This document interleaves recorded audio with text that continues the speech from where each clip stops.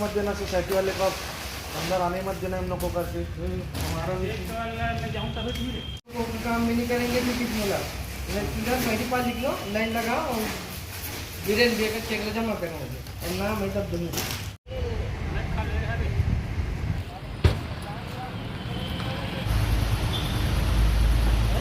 हाँ सील लग के और हल के धान सील लगे तब नाम के लेकर तुम और उसे याद रखते हैं। हाँ मैं बोला कुछ नहीं क्या तेरे चलना दोनों पानी चाहिए हमारे पास चाहिए, लेकिन नहीं काम ना तो बुला के खिला के देखो पानी पानी धरे तो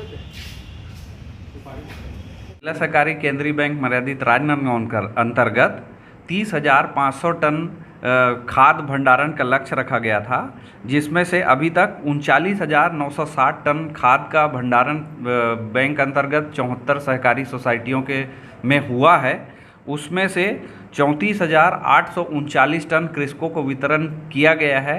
यह वितरण जो है भंडारण से 114% है और हमने कृषकों की सुविधा के लिए पर्याप्त खाद और बीज के भंडारण सोसाइटियों में किया था।